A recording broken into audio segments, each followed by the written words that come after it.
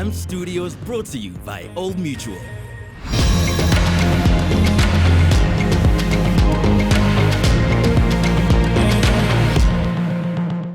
Hello everybody, and a warm welcome to Nasty C's Zulu Man with Some Power podcast series, brought to you by AMP Studios by Old Mutual. Right now, I am coming at you guys from AMP Studios in Newtown, which is an incredible world-class facility that was put together by the good people at Old Mutual. As you can see, they've got a dope stage behind me with incredible lighting and a full PA system. There's a recording studio, a boardroom, and so many other facilities that you guys can use if you want to take your career to the next level. For more information, make sure you check out this website that is strapped below. Since the very beginning of his career, Nasty C has been a big thinker. He's always tried to do things differently, and that's probably why he's advanced to the international level where he is today. So to celebrate the release of his third album, Zulu Man with Some Power, he has called upon some industry professionals to break down what really happens behind the scenes in the music industry. So whether you're an artist, whether you're a content creator, whether you're an aspiring music manager, there's so much cool information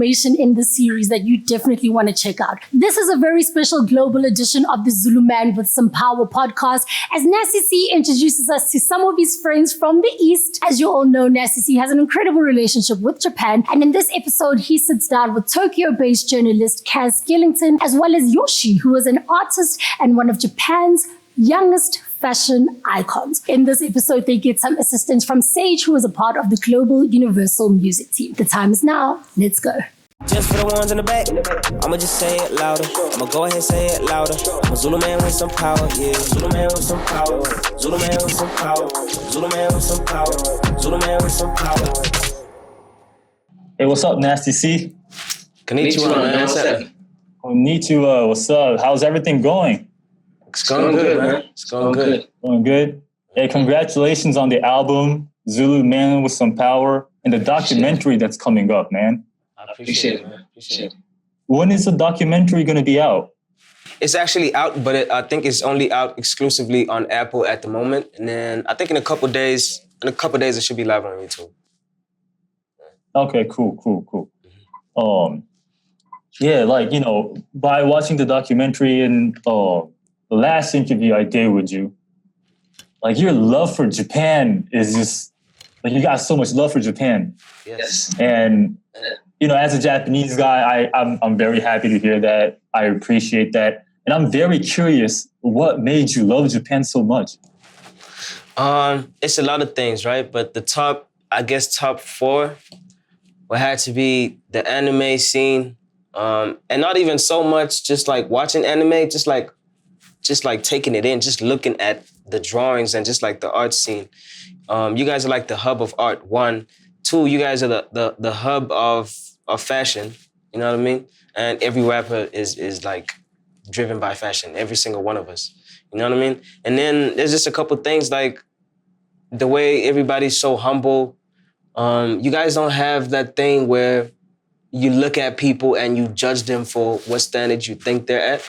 Like, there's no such thing like that. I remember every single person I met was just kind, and I didn't get no special treatment. Nobody treated me like I was above anybody else or the ladder, you know what I mean? Like, it's pretty dope, man. It's pretty dope. That place feels like home. Yeah, the last time I interviewed you, you were saying something like, if Japan feels like home for you. You said something like, you feel like you're 30% Japanese. Yeah, I might be. Do you know my eyes? You've seen my eyes. Hell yeah, what? I think so, bro. I hope so, see. And you even have your Japanese name too right now, right? Yeah, it's even tatted on me. I have it right here on my arm. Hashira. Yeah. So Hashira means pillar, right, in Japanese, right? Mm-hmm. So you said you were into anime. Like you like, anime was one of the things you love about Japan. Do you watch Overslayer? No, I don't really. Here's my thing. I don't really watch anime like that. I used to as a kid, but I draw a lot. And I get like a lot of inspiration from just like the drawings. Like even just like walking in the streets, there's like a couple walls that have like these dope characters, but just like some, you know what I mean? Like I like it for that, the drawing of it. Yeah, the word Hashira is actually like a big thing in the anime Ogre Slayer. So if you have a chance to watch it, I think you'll love it, man. I will. That's one of the biggest animes, right? I know people talk about it a lot. Yeah. It's like huge right now. It's like the biggest thing right now in Japan. It's actually a really good anime. I'm definitely. How about the food, man? How do you like the food out here? Like, do you feel any difference? I mean, there's a lot of difference inside. Yeah. There's a huge difference, man. A huge difference. Just the way you guys cook the meat there is way different. And just like the different stuff that you guys make also. You know what I mean? I got a chance to really like explore. Back here at home, I'm always like getting the same orders and stuff because I'm just used to everything. Do you know what I mean? And also, I forgot to mention this about Japan. I don't need security to go anywhere. I can go anywhere by myself in Japan. Like I can just get up, walk the streets and go to a random restaurant and I know that's an adventure on its own. You know what I mean? Sitting there, I'm ordering something I don't even know and just like let the food surprise me. How does it feel to be in a country where you can do whatever you want? You're a superstar, man. Like, so how does it feel to be in a country where you can just like walk around without security and like amazing mosh pits? It's amazing. I told you about that too, right? Did I tell you about the mosh pit? Yeah. Yeah, see? Yeah, I think you were at like a Red Bull event or something. Yeah, exactly. Or like 88 Rising. Exactly, that's it. And I think that was like my second night in the country, in the city even. So yeah, man, I really like that. I think all artists appreciate it when a place doesn't really make them feel like they're not humans, you know what I mean? Like when people can still recognize you, but they'll let you go on with your day, you know what I mean? They'll just be happy to see you and just let you do your thing, you know what I mean? I don't get that a lot, bro. Like a lot of the places I travel to, even here back at home, it's not like I can just get up right now and walk anywhere by myself. You know what I mean? In Japan, I could do that. I just went jewelry shopping by myself. I didn't need nobody to go with me. I go to the mall. And bear in mind, I did not know the way to the places. So I was like asking people on the streets. I had my Google Translate. You know what I mean? It's pretty cool, man. I feel like the people out here have like a good hospitality towards yes, tourists. Yeah, tourists. Hell yeah. And they helped me walk this other place. I was looking for the store, so the store had like relocated, but they didn't change the address on the website. So when I was looking for the store, like I'm like, yo, but I'm standing at the address and I don't see the store in front of me. And it was like these school kids. I think it was about 5 of them, like 3 girls and 2 guys or something like that. And they walked me from where I was straight to the store, and they helped me like navigate my way back out. Do you know what I mean? That's pretty dope. Yeah, that's one thing I love about Japan. Like, you know, I've been living here for, I don't know, like 12 years now. I moved from Los Angeles. That's one of the big things I realized about like being in Japan. Some people are definitely assholes, but a lot of the people taxi really driver. You know, the only assholes I encountered were like the taxi drivers. Oh yeah. Yeah, those guys don't smile. They don't, bro. Some of them are really nice though. Some of them, like, you know, they tell you their life stories, and like, you know, they've probably like seen a lot of things, right? That did not happen to us. Some of them, really. That didn't. Maybe the next time you come out here. Yeah, I remember this other time. It was raining. It was raining hard, right? And there was about 4 of us or 5 of us.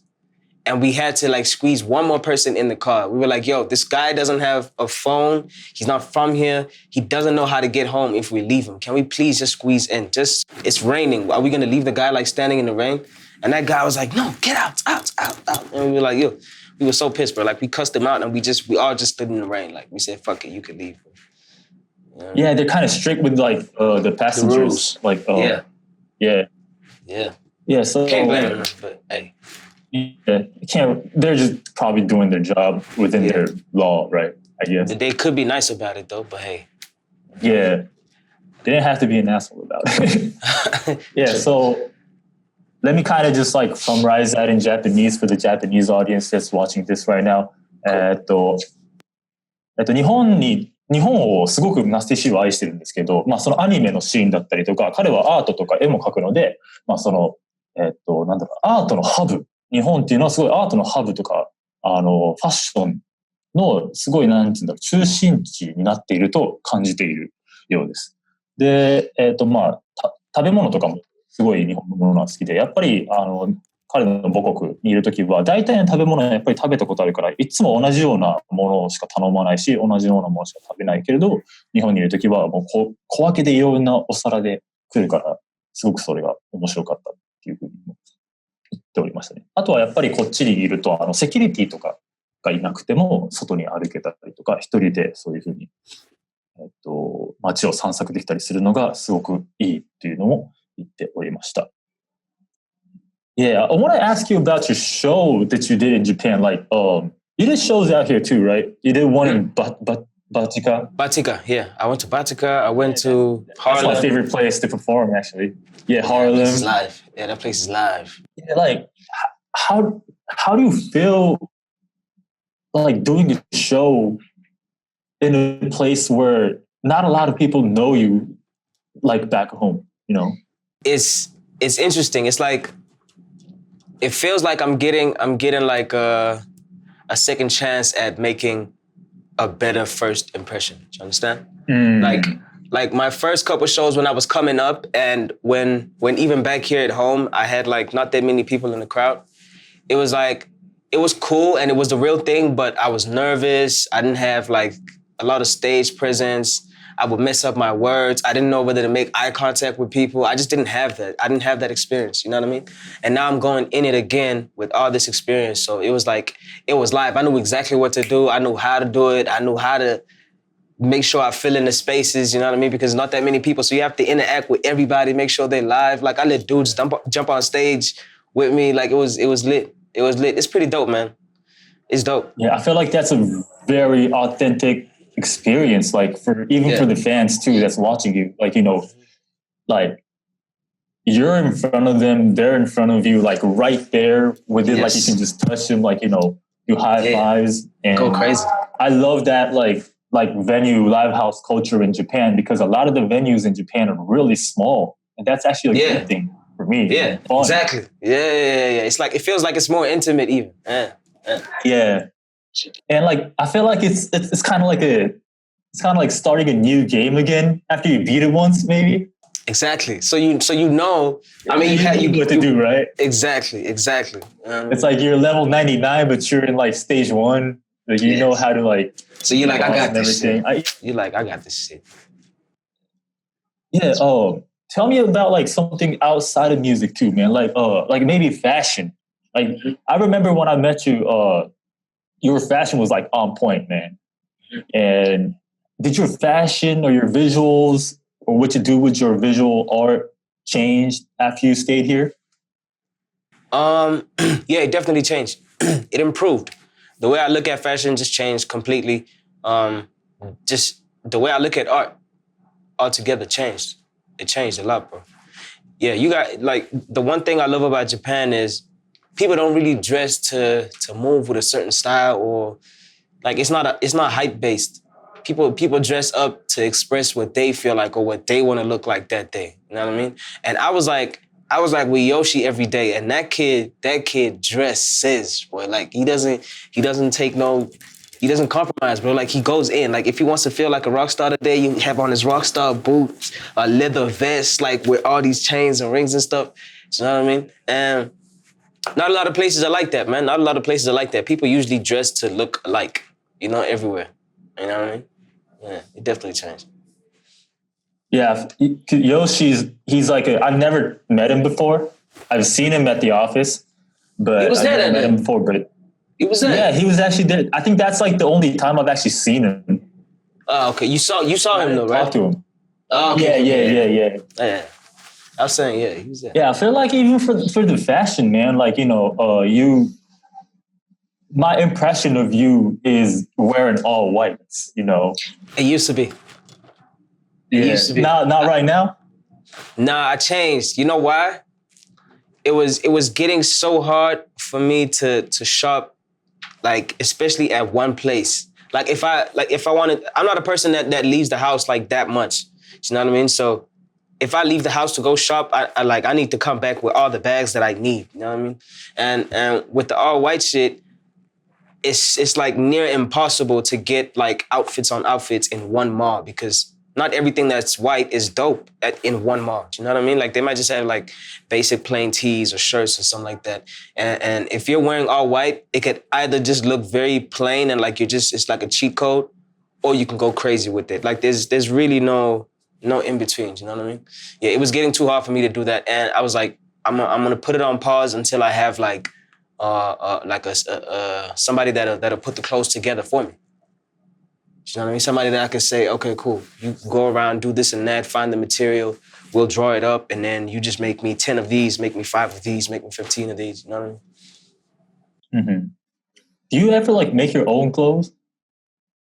I don't make them from scratch. I cut a lot of clothes up and I just like reconfigure them or whatever. Yeah, but I have a seamstress that does my merch like for my tour and my website and stuff. That's sick. Speaking about Yoshi. Hey, Mr. Yoshi, my name is Kaz Skellington. Nice to meet you. Oh, nice to meet you. What's up? I am interviewing Nasty C right now, and I've actually seen you when I was interviewing Nasty C last year, the first time when he came to Japan. And okay, you guys just... No?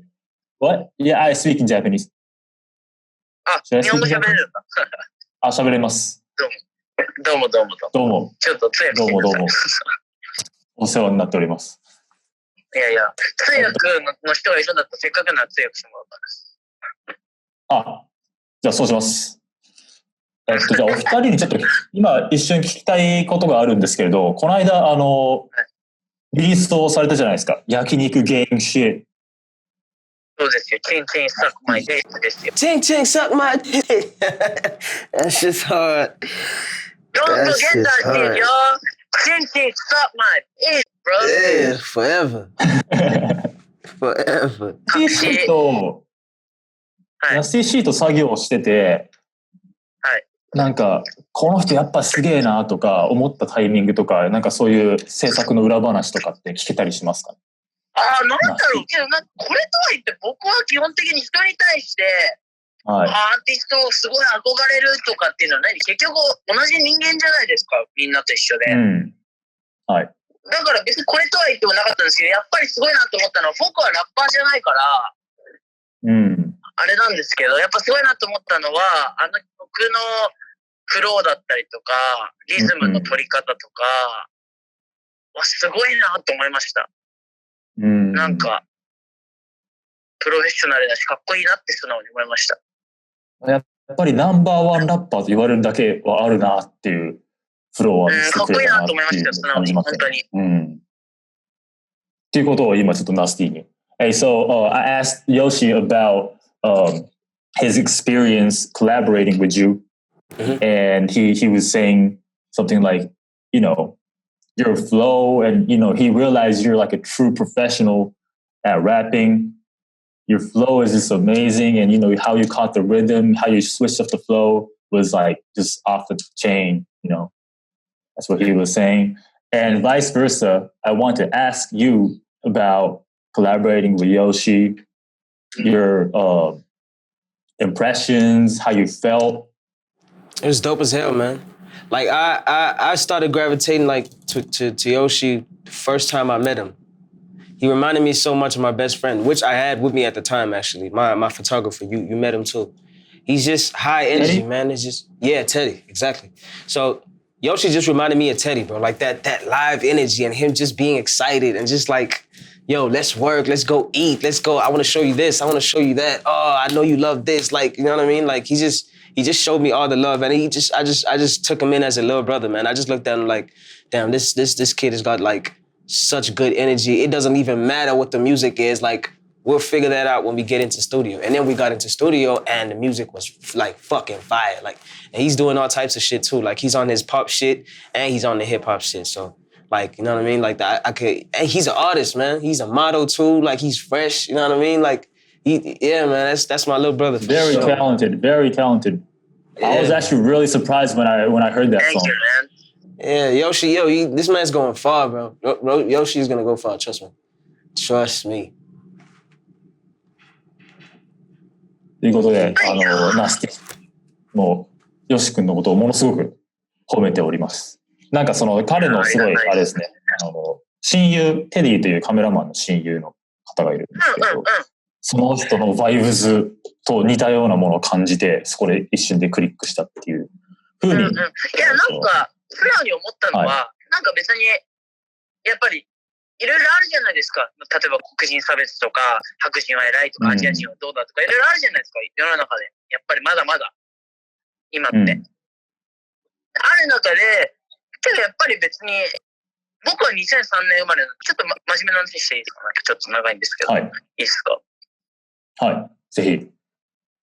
なんか2003年に僕は生まれたんですけど、なんか特に日本とかって上下関係があったり、こうやって敬語ってものがあったりするじゃないですか。はい。けどなんかすごい思うのは、僕は2003年生まれで、じゃあ自分がいつ生まれたかって決められるかって言われたら決められないじゃないですか。わかります？で考えたら年齢もクソもないなって僕は思っていて、だから結局相手に対してナスティもそうですけど、リスペクトがあれば、ちゃんと愛で包んであげれば人のことをね。いや、でもすごい僕もわかるというか、僕もあれなんですよ。僕もというか、僕 LA で育って日本に突然引っ越してきたタイプの人なんで、かなり最初のもうかなり最初の方苦労したというか、その敬語とか、まあ今はこういう仕事なんで、使うこともあるんですけど、結構年上の友達とかとは全然敬語使わなかったりとか、全然。わかります。使わなくてもいいですよ。なんか別に、僕もあんまり敬語とかあんま使わないんですけど、別に敬語使ってても気持ちが伝わらないやつは伝わらないし、ちゃんとリスペクトがあったら別にタメ語だったとしても、筋が自分の気持ちとして、一つの男としての芯があれば、何だっていいんですよ。これはこうだ。これは間違いなくこうだっていうのがあれば、別にいくらふざけてても、的確なことを言えば大丈夫だと思うし、何だっていいんですよ。なんか、オリンピックでもそうですけど、例えば柔道で、礼に始まり、礼に終わるじゃないですか。わかります？はじめまして、よろしくね。で、最後、ボクシングでも、ありがとうございましたで終わるじゃないですか。はい。それが大切だと思ってるんですよね、僕は。そこで一本の筋ができるんですけど、そこの真ん中はいくら何を言っても僕は大丈夫だと思ってるから、僕はそういう考え方ですかね。なるほど。いやでもすごい理念としてはものすごく筋通ってるし、僕は個人的にはすごく好きです。今度個人的に会いましょうですよ。はい、ぜひ会いましょう。またナスティが日本来れたらいいですけどね。コロナ。そうですね。そしたらやっぱりね、一回はね、ちょっと伝えてほしいんだけど、銭湯に連れて行きたいんですよ、僕は。あ、それいい。いや、so sorry to leave you hanging, man. We were talking about, having respect towards other people.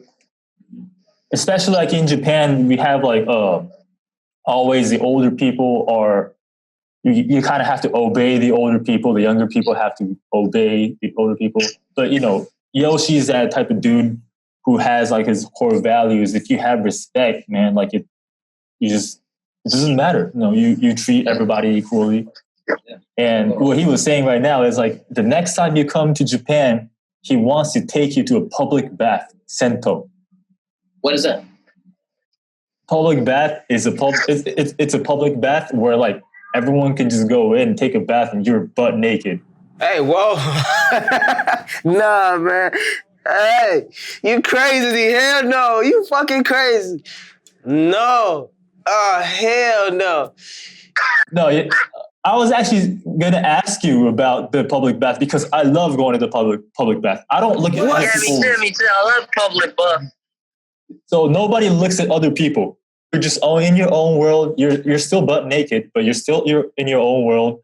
And you concentrate being in that hot bath or sauna, and it just relaxes you. How do you not look at other people? How do you not look at that's gonna take some time for me to fucking bro. Hell no. Is it like a sauna type thing where it's like steamy? Yeah. Hazy? Yeah, it's like that? Sauna. Okay. Yeah, there's a sauna and like a big bath. Oh, yeah. I've seen that in movies and like music videos and stuff. Yeah. I thought that was just for gangsters and like mob bosses or whatever. Cause it's always them in the movies. There are some, I guess. Okay. But I go to the public bath like twice a week, man. What? You see what I'm saying? That's real Japanese culture, bro. You know what I'm saying? Like, that's crazy. I'm not gonna say I'm not gonna do it at all, but I'm not promising to fucking do it either. Like if I go there and I'm freaked out, I'm out. I'm gonna leave you there, Yoshi, and I'm gonna just leave. But see, again, that's another thing. Again, the fact that you guys are able to do that and it's like such a normal thing, it just tells you how Japanese people think. Nobody's there to fat shame anybody else or pick on this person or take pictures of this guy secretly on like on some pervert shit. Like, you know what I mean? It's just different. You guys are different. I feel like public bath is like the place where everyone just becomes the most disciplined. Yeah. You should in the be. world. I don't think that can happen anywhere else in the world. Where else in the world? Yeah, I don't think that could ever happen. Oh, but just to tell you, women and men have like different like rooms, and we can't see each other. Okay. While taking the bath. I guess. Yeah. Okay. That's cool, but then that's also like not cool. But it's like. Okay. But definitely next time. Hey Yoshi. Yeah. Challenge. what? I said I'll accept your challenge, but you have to allow me to back out if I'm freaked out. もしビビったらちょっとそのチャレンジは受けるけど、もしビビったら途中で逃げるかもしれない。何ですか？もう一回言ってください。そのチャレンジは受けるけど、もしちょっと行ってみてビビっちゃったら途中で逃げるかもしれない。よし君を置いて逃げるかもしれないって言ってました。捕まえます。He said he gonna catch you, man.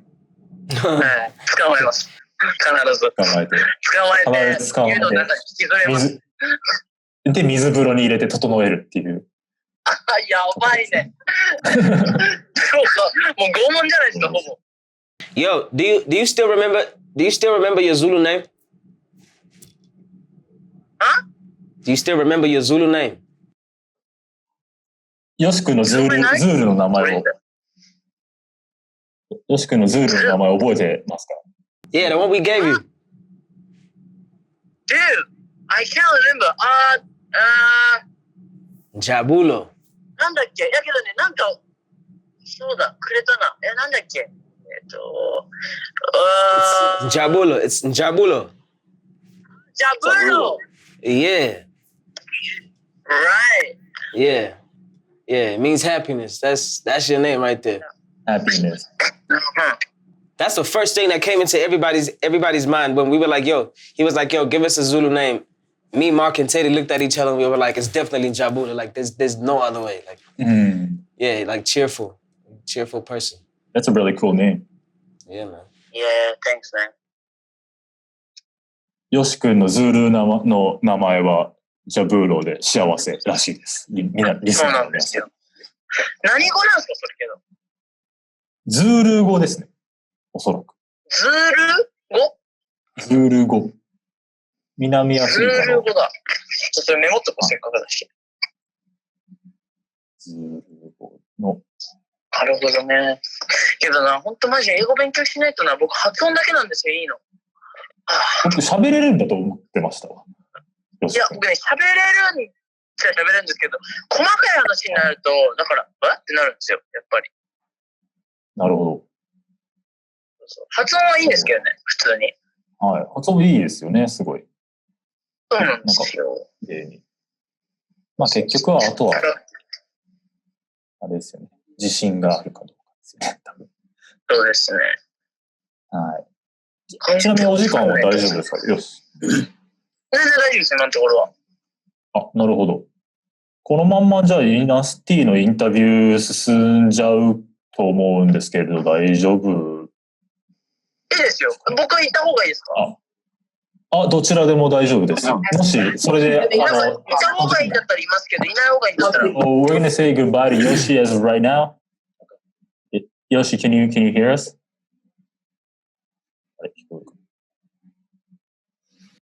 Yak a nickel gang shit. Ching ching suck my dick. Sounds hard. よし君聞こえますか？まあ、今送り出す感じでいいですか？全然いいですよ。いや、なんかあんまりお待たせしね、なんかしちゃうのもあれだし。全然。OK です。わかりました。はい。じゃあ、渡辺さん、はいお願いします。よし君、ゲスト出演いただきありがとうございました。お時間いただきありがとうございました。Yes, sir. Thank you, Thank you, guys. ありがとうございました。Thank you, Yoshi. Yo, I'ma call you when I'm done, bro. Yeah. Love you guys. Love you, bro. Peace. And everybody go check out Yakiniku Gang Shit by Yoshi featuring Nasty C and Miyachi. Yes, sir. Please. And don't forget to suck my dick. For sure. All right, thank you, Yoshi. Yeah, thanks, man. ありがとうございました。また、peace. はい。Peace. Take care. Okay, so let's proceed with the interview. First of all, I'm going to explain in Japanese. ナスティ、ちょっとごちゃっと言いましたんですけれど、ナスティは、日本で実際にライブもいくつかやって、やっぱり全然、日本で知ってる方が少ないっていう中で、その、スーパースターのナスティがライブするっていうのはなんかすごい新鮮でもあり、かつもう何をやるか分かってる状態で、人前でそういう小さい、観客数の前でライブできたのがすごい良かったって言っていて。で、今、もうナスティ C のもう親友であり、もう弟って彼は言ってるんですけど、であるヨシ君に来てもらって、一緒にコラボした体験とかを聞いてみました。で、なんかナスティ C はヨシ君のことをもう弟のように、すごい家族だって言っていて、そのヨシ君のバイブスっていうんですかね。キャラクター、明るいキャラクターで。で、やっぱりそれはヨシ君の他人に対するリスペクトが、とか、ホスピタリティが伝わってるんじゃないかなっていうふうに僕は思いました。Okay. Yeah, so we talked about like your love of Japan. And, I don't really want to be that guy who's like praising his own country the whole time. Did you feel like any downsides or like not even downsides, but like things you couldn't relate? Maybe that public bath thing was one of them. Nah, that wasn't a thing. I don't think there's anything at all. The only time I wasn't happy was that one time in that cab. That one time. The cab? Yeah, just that one time. You know what I mean? Everything else was perfect, bro. Okay, cool. Yeah. That's very interesting, man. Because like me living here for like 13 years or 12 years or whatever, I sometimes do feel like, man, like this country's screwed up. Or why is that? Like, I mean, being in, I kind of grew up here also. I came back when I was 15. So I experienced the school system, and then I had a 9-to-5 job in Japan once, right? And you've seen that trains with like everybody wearing suits and like everyone is packed in those trains, and a lot of them don't really like their job at all, Yeah. But I mean, hey, that's every country though. Like if you think everywhere, that's everywhere. Yeah. And I feel like, go ahead. Yeah, I feel like a lot of people are sometimes like, they look miserable too. Yeah, but I mean, they're just minding their own business, bro. That's like, it's a train. It's like everybody's all squashed up. Like you can't expect them to just be all smiley. But I'll tell you another difference with the whole train system. Over here, it's like if you take the train, it's like you're poor. People look at you like you don't have enough money to take like an Uber or a cab or this and that. There, I was on a train, I'm looking left, right, I'm seeing Birkin bags, Gucci bags, Louis shoes, Prada this. Like, I'm seeing like people with money, with real money in the train. You know what I mean? Like, it's a normal thing. There's no such thing as like class and status and shit like that. You know what I mean? That's what I picked up when I was in the train. I didn't really pay attention to the bad stuff. Yeah, that's what I feel about like public transportation in Japan. Like everyone takes public transportation. Public transport, exactly. Because it's so like, I feel like the roads are really narrow. Like if you're driving a car, it just takes a longer time, probably. They're convenient, right? You guys are looking at it for what it actually is. It's convenient. That's what it is. Here we look at it like, no, it's cheap, so it's for poor people. So nah, don't take that. Rather do this and that. Like it's like, you know what I mean? Dumb way of thinking. なんか、まあ、ナシティ的には日本でなんかちょっと嫌だなと思ったことって全然なかったらしくて、まあ一回ちょっとそのなんかタクシーでいろんなアクシデントが、タクシー運転手の方とあったらしいんですけれど、まあそれぐらいだと言っていて、あとなんか電車が全然なんか南アフリカとやっぱり違うって言って、南アフリカだと電車に乗っていると少し貧しい人だと見られることがあるらしいんですけれど、日本だと全然そういうことはなくて、すごいいろんな方とか裕福な人とかも乗っていて、そこの違いはすごく感じたと言っておりました。Hey, I want to ask you about collaborating with Japanese artists, man. I mean, we talked about collaborating with Yoshi. I want to hear some stories with JP the Wavy. Yeah, that's my brother too, man. R takes care of me when I'm there. Yeah, it's one of the first few people I see when I land. You know, he's a cool cat. Him and his girl too, Nina. Nina like helps out with like translating sometimes, between me and Jay. But yeah, that's my brother, man. Likes to have fun, likes to party, likes to drink. Like whenever we don't know what to do, we're just like, where's the closest bar? Let's just go to the bar and just like go crazy. You know what I mean? Yeah, good energy once again. Did you feel any like like creative differences or like in the process between JP the Wavy and Yoshi? Not to compare those two, but like I feel like those two are different, really different type of artists, right? Yeah, they are. But like if I take a good look at it, like the setups were different. Like with Yoshi, we were just doing the song because we had time and everybody was like in the mood and we were vibey, we were drinking and whatever. Not Yoshi, but we were drinking. But with JP, we were at like a corporate studio at like Red Bull. I think it was Red Bull Studio. So it was like more formal.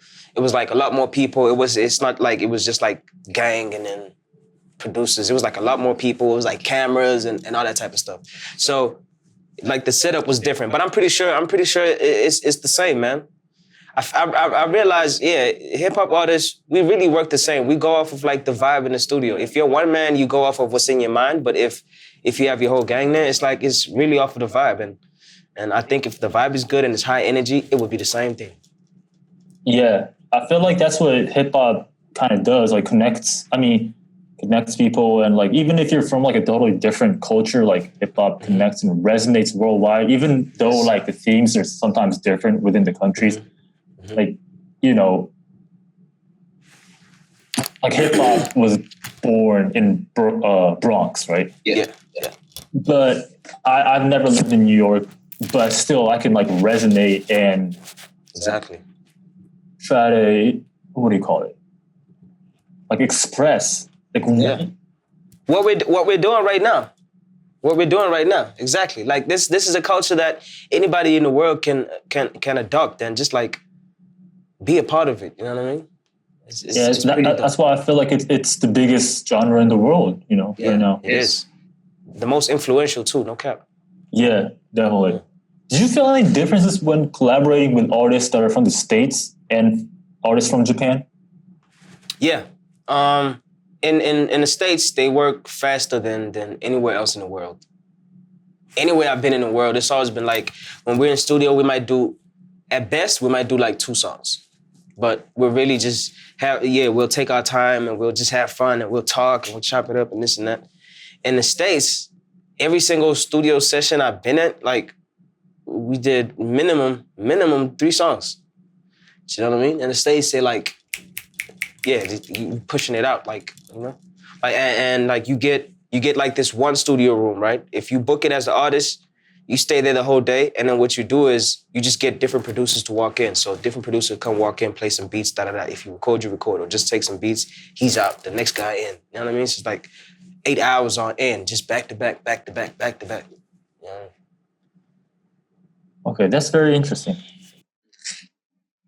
なんか今その JP The Wavy と、そのヨシとの、コラボの違いとかちょっとお話ししたんですけれど、まあ、ヨシ君、まあ、本質的には結構全然なんだろうな、同じ感じですごい楽しくできたって言ってるんですけど、やっぱりヨシの方はどっちかっていうとみんなすごい時間があったからちょっとなんかパーティーみたいな感じでやって、JP The Wavy さんの方はもうちょっとプロフェッショナルな環境ですごいいろんな人がいて、すごいしっかりしたスタジオでやったっていうふうに言っていて、あとやっぱりアメリカのアーティストとコラボするのと日本のアーティストとコラボするのって結構違いがやっぱりあるらしくて、アメリカのアーティストとコラボするとものすごい作業が早いらしいんですよ。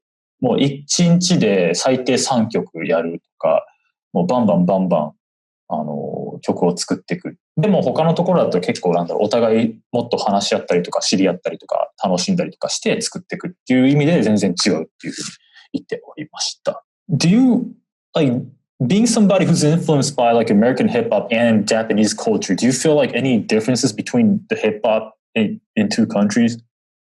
Or like the people? Yeah. Definitely a huge difference. Because in the States, it's more aggressive. It's ego driven. It's you have to flaunt. Like it's like, you know what I mean? It's like who can brag more than the other guy, or who's more dangerous than the other guy, and stuff like that. Do you know what I mean? And in Japan, first of all, nobody raps about violence. I came to find out, which is crazy. Like I did this. I keep forgetting my guy's name, but he's got a lot of tattoos, and he's like an OG rapper that you know. You probably know him. He signed to 1% Records. I think it's his record label or something like that. So you know him. I'll find a picture. I'll find a picture and I'll send it to you. His name just slipped my mind. He looks like a tough guy, bro. Like he looks very tough. You know what I mean? He looks like a gangster. And then so they played the joint. They were like, "Yo, do you wanna drop a verse on this just for the sake of if we wanna put it out, we'll put it out, but like just to have fun." I was like, "Hell yeah, play the song." So they played the song. The song was like, no, East Side motherfucker. You know what I mean? Like West Side motherfucker. So I'm like, okay, cool. That's all I'm catching. East Side, West Side motherfucker. So I'm thinking, oh, this is some street shit. Like, and I'm like, yo, translate what he's saying in between. And then when they translate it, they're like, he's saying he loves his friends, him and his neighbors are on good terms. Like, you treat your neighbor with respect, they treat you with respect. Around here, we come together. It's like all positive vibes, but when you listen to it, it's like, you know what I mean? Because of just like that perception and that stigma that hip hop has left, like with the whole East Side, West Side thing, you immediately think it's like some street shit, but it actually isn't. And then I started to ask them to really translate like every other song that I did, like even the trap shit that we did. The most common thing like between the States and Japan in the hip hop game, like content wise, I guess it's like the drug shit, like talking about lean or talking about weed or talking about this and that. That's all it is really. But then after that, like it's totally different. Like this side is very violent and very grimy and very dark, and this side is just like all positive vibes. Huge difference. That's very interesting. Wow. That might be true. Yeah. That probably is true. Like I didn't really notice that. Think about it. Even think about JP. Think about JP. He's got such a deep voice, and when you listen to it, it's like it's hitting, like it's knocking. But you ask him to translate it, come to find out he's talking about a dance, or he's talking about like candy, or just like living a good life. You know what I mean? It's always like having fun, like you know, having good vibes and everything. Yes. Wow, that is interesting. なんか日本と海外というかアメリカのどっちもそういうふうにヒップホップカルチャーを見てきた中で、なんか違いがある、どういう違いがあるかっていうことを今聞いてみたんですけれど、日本の音楽とかヒップホップって、そのバイオレンスっていうか、そういう暴力的なことについて、まあそういうふうにちょっとアグレッシブに聞こえる曲だったとしても、全然そういうことについてラップしてる音楽がないっていうふうに言っていて、例えばなんかすごいハードに聞こえる曲を、なんかこれなんて言ってるのって聞いてみたら、なんかすごいなんかみんなリスペクト仲間たちしてて、とかそういう内容だって言ってて、そこはなんかでもすごい日本とアメリカで感じたことの違いだっていうふうに言ってましたね。That is very interesting. Well, and I want to definitely get into your album, Zulu Man with Some Power. Congratulations on the release of that. Thank you, man. I love the album, man. Appreciate it, man. Appreciate it. I put a lot of hard work in it. Can you tell me about the title, Zulu Man with Some Power? Yeah, that title was inspired by this conversation I had with No ID. Right, we were just talking about like music, culture, and representing your culture. You know what I mean, within your plan as a hip hop artist and your image and everything like that. You know what I mean? Just having a conversation about it. Not that we were making up plans or I had no idea that I would end up changing the way I approach music and just like my art in general. But we had that conversation and it really inspired me to take a bit more pride in my culture. You know what I mean? As far as my music goes and really put it out there and put it on and make sure like the world knows where I'm from, you know? And so I started thinking about ways that I could do that that made it cool and make sure that it stands out, but at the same time it's not too hard for people to digest and take in and embrace. You know what I mean? So I didn't want to make it too Zulu and like very foreign. I wanted to like keep a little bit of a distance, but also just like be relatable. And Zulu Man with Some Power, just like it felt like it was perfect. Just symbolizing being a person that knows themselves, identifies with themselves. You know what I mean? Is not trying to run away from who they really are.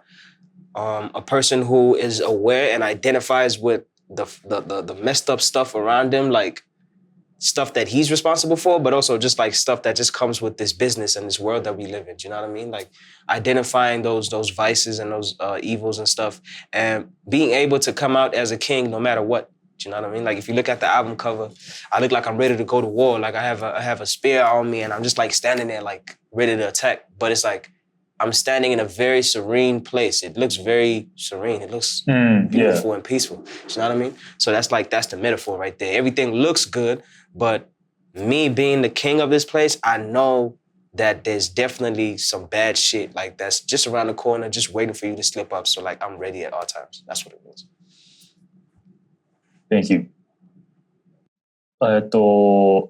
このタイトル、新しいアルバムをナスティシバはリリースしたんですけれど、タイトルが Zulu Man with Some Power、パワーを持ったズールの男っていうタイトルなんですけれど、このタイトルについてちょっと今聞いてみたんですけれど、No ID っていうプロデューサーがいて、その No ID っていうのはコモンとか Jay-Z とかの曲をプロデュースしてきた人なんですけれど、その人と話したときに、やっぱりヒップホップアーティストとして、そういう自分のルーツとか自分が何をレプレゼントするのかっていうのを、表に出していった方がいい、出していかないといけないっていうことを言われて、自分のそういうルーツをしっかり出しつつも、そのリスナーとか人々から離れすぎてないものっていうものを作ろうとした。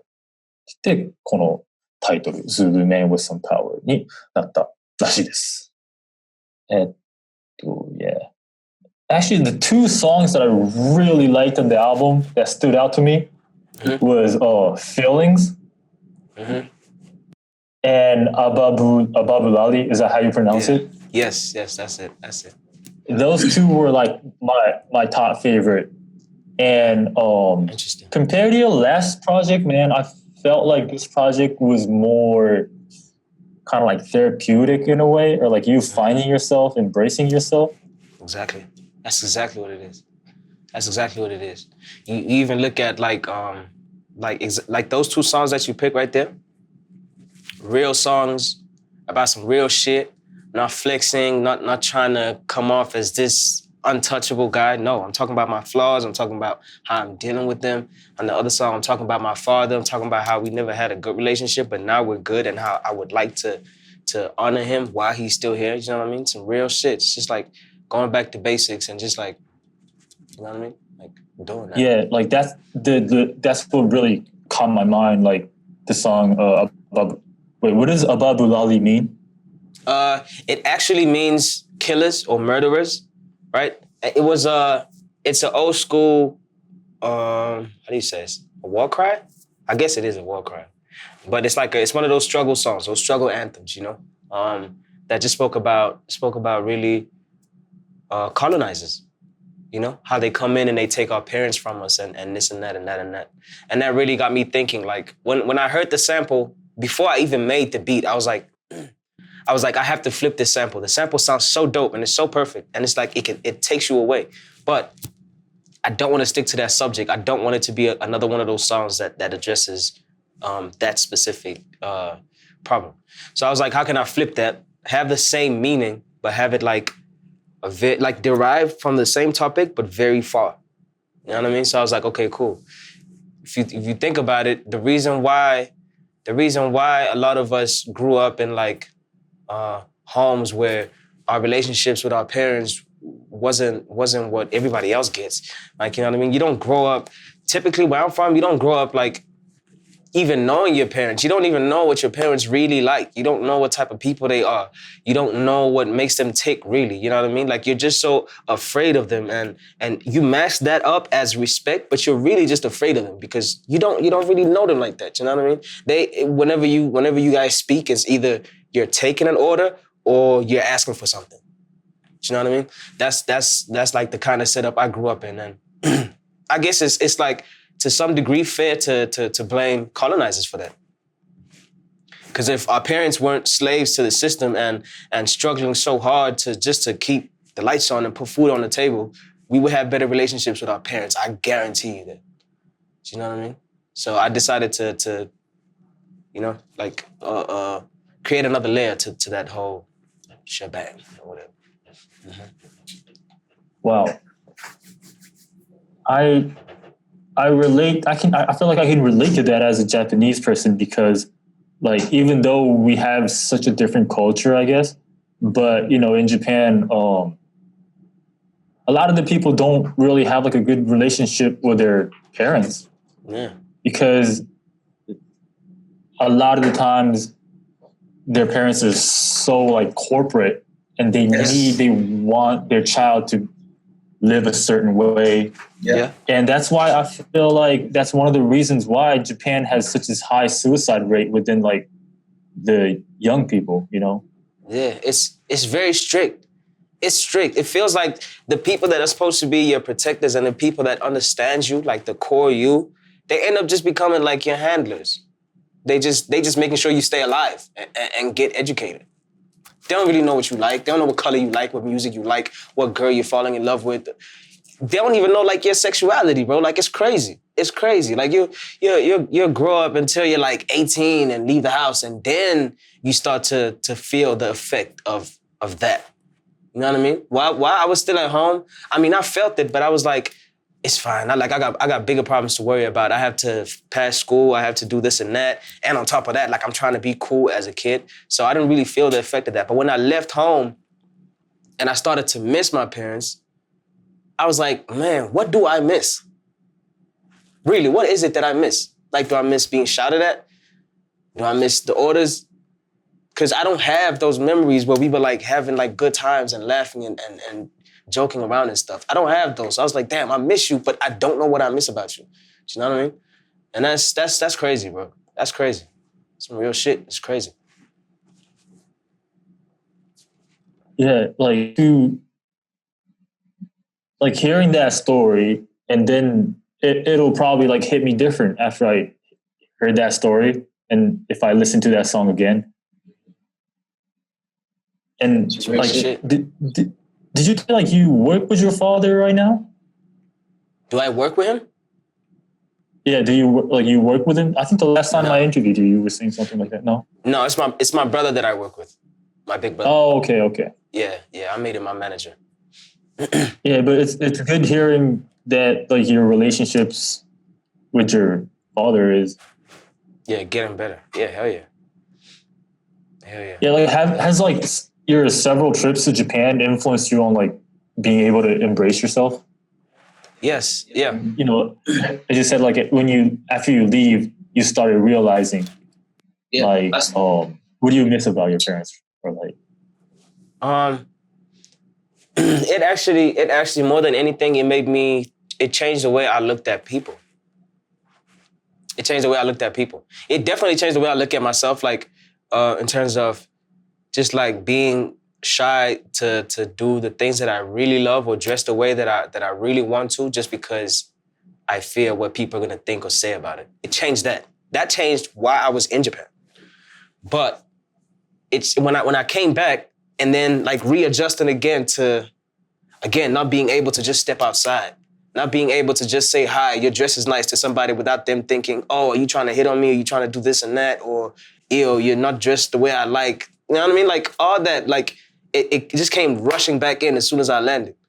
And it changed the way I look at people, man. I was just like, yo, it's crazy how people are not even themselves, because if you took away all the pressures that society puts on people, people wouldn't be the miserable and horrible people that they are. They'll be more chilled. They wouldn't be trying to fit in or trying to stay in the same margin as the cool and try and keep everybody out of that. You know what I mean? Like it's weird. Like that changed for me when I got back. Just the way I look at people, the way I treat people. I obviously can't change the way people treat me. That'll never change. Like that's up to them, you know?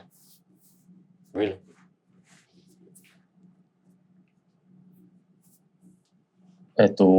let me go to Japanese mode. Cool. Switch my brain. まあ僕はこのアルバムの中で Feeling って曲と Unravel って曲が一番、まあその2曲が一番好きだったんですけれど、このプロジェクトっていうこのアルバムは前回のナスティ C のアルバムに比べてなんかすごいセラピューティックっていうか、少しなんだろうな、自分のことをもっとしっかり見てみて、自分という存在を要してあげるっていうか、それを受け入れてあげる、自分と周りの人の関係とかも、なんかそういう要素がすごい多いのかなっていうことを感じて、なんだろう、例えばその、アワブラリっていう曲も、その父親との関係性とかについてすごい語っていて、今までその父親との関係性とかがあんまりよろしくなかったとか、どっちかというとなんかその怒られたりとか怒鳴られたりとかそういう風にする記憶の方が多かったけど、実際なんだろう、海外に行ったりとか、自分のホームと呼べるとこから外に出てみて、どういう関係だったんだろうっていうことをもっと深く考えるようになって、今ではなんかその父親との関係が良好だったっていう意味でも、なんかすごいそのアバブラリっていう曲は、なんだろうな、リリック的にも僕にすごい刺さるものがあったな。で、かつやっぱり日本に来たりとか全然違うカルチャーにそうやって来たりするのが、そうやって自分をまた見つめ直す経験になったっていうふうに言っていますね。なんか、自分がこう見られるとか、こういうふうに思われるとかじゃなくて、自分が本当にやりたかったことって何なんだろうなっていうことをまたゼロから、感じれるようになったっていう要素はあったんじゃないかなっていうふうに言っております。I felt like your relationship with the people around you kind of changed within this like 2 or 3 years. Like, you know, has rising like as a star and the relationships changing influenced the sound of the lyrics? Like I think I heard a lot of like those, maybe it kind of made me imagine like, man, maybe like your homies did you dirty or like. Yeah. So that happens. Yeah, it happens, man. But, I mean, I kind of expected that. From the first time that happened to me, which was a long time ago, I kind of expected it to happen with every other person that I picked up on the way. You know what I mean? I started to realize it's a similar pattern, man. You pick people up on the way because you think that, okay, these people are going in the same direction I'm going. They look like genuine people and this and that, and they have a hustler spirit and whatever, so let's hustle. And then somewhere down the line, it changes. Either they get complacent, they get too lazy, or they want too much. They feel entitled. They start to get greedy, start to get malicious. Do you know what I mean? All that type of stuff just kind of like falls into play. And I mean, we pick those people up on the way, so I drop them off on the way. That's what I do. Like if I didn't start with you in Durban, if you cross me or even give me that energy, I'm dropping you. Like it's no question. Like I'm dropping you and I'm cutting you off from my life. And not only that, like you're gonna know that I don't fuck with you, you know? And that happened, especially in the space of like these past 2 years that's been happening. 3 years actually has been happening like crazy, you know? And I guess I just found myself in a space where I was like ready to talk about it and like address it on the album.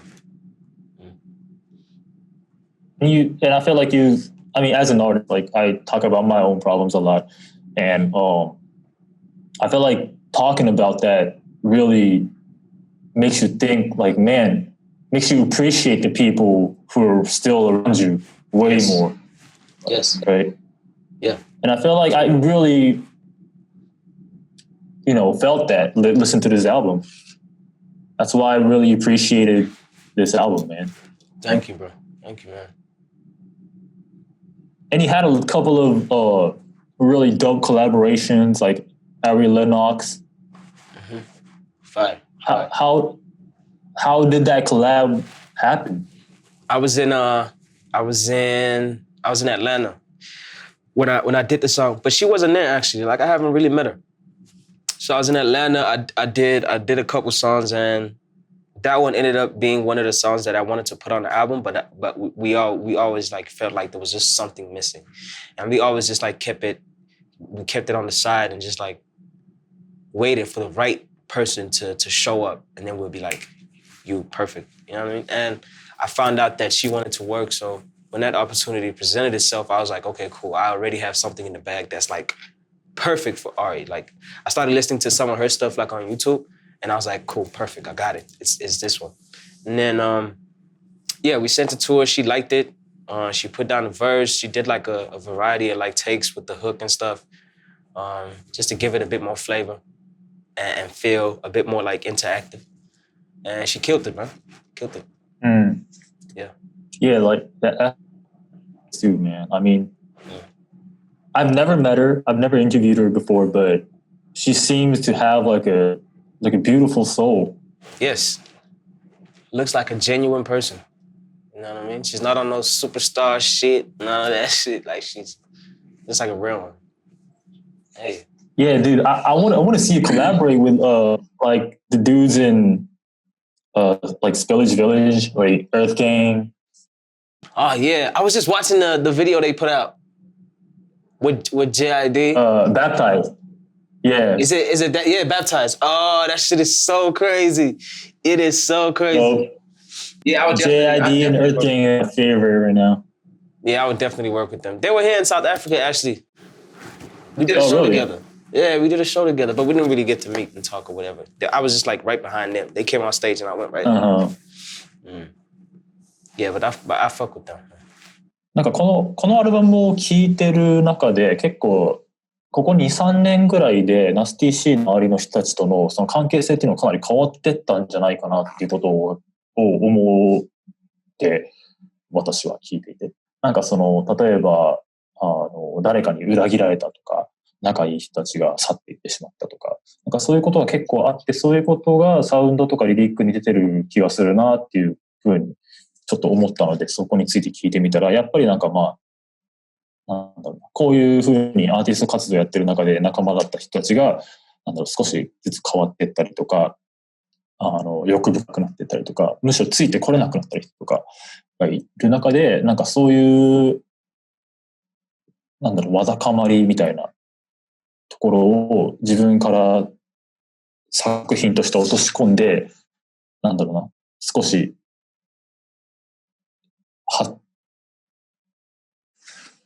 正しい言葉が見つからなくなってしまった。発散したかったっていう、まあ、発散するとやっぱりすごい、なんだろうな、次の作品にも進めるし、心的にもすごく楽になると思って、そういうのもすごい感じることができたアルバムだったかなっていうふうに思います。Man, is there anything you want to announce or like shout out or Yeah, shout out to the people that have been rocking with me since I was there. I made a lot of connections when the last time I was there. Even from just like the video shoot where we were at, you know, a lot of people, like the models that were there, they were like, oh, how do you know JP? Where are you from? Like, you know what I mean? And then they started to follow me and stuff. So shout out to them. Shout out to everybody that's been looking out. Yeah, and just shout out to the people of Japan just for being them, man. Like, they're definitely a big part of why I love Japan so much. So shout out to them. And yeah, I can't wait to come back. Shout out to you also, obviously. Avi. Oh, thank you, man. Yeah, for sure. Thank you. And everybody, make sure to go check out Nasty C's album, Zulu Man with Some Power, out everywhere right now. It's an amazing album. And this documentary. Where can we watch the documentary right now? Right now it's on Apple. So if you go on Apple, just search Nasty C Origins. Yeah, and you'll see it. Nasty C Origins. And do you have like a similar documentary for other countries or no? Not really. Nah, yeah, just Japan. With like the other countries, what I did was I had like this little series, like a 5-episode series. And it basically was like a very short version of what I did in Japan. In Japan, it's like a full 20-minute thing. In other countries, I did like 5 minutes, 10 minutes. Yeah. It was like a 45-minute for Japan. Oh, you saw the full cut. I thought you saw the short cut. I saw the full cut. Oh, yeah. See what I mean? You see what I mean? Yeah. Special. Different. And there was a lot of like artists or rappers that I know that was actually in the video. Mm-hmm. So I was like, oh, you got a connection with these people and everything? It's cool, man. Yeah. ナスティシーのドキュメンタリー、日本での経験をまとめたドキュメンタリーの Zulu Man in Japan、ナスティシー Origins っていうのは Apple で、配信されているので、そちらと合わせてナスティシーのアルバム Zulu Man in Japan をぜひチェックしてみてください。ありがとうございました。And I think this is it for today, man. Thank you so much for having me, man. For sure, man. It was a pretty long interview, but it's worth it. It's worth it. Yeah, I think we got in some depth. Yeah. In-depth conversation. Candid. I appreciate you, bro. I hope you enjoyed that episode of Zulu Man with Some Power podcast series brought to you by AMP Studios by Old Mutual. If you want to find out more information about the facilities and resources that they offer or revisit some of their masterclasses, the time is now to visit ampstudios.co.za.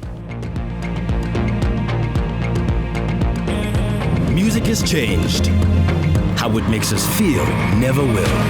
The time is now to visit ampstudios.co.za.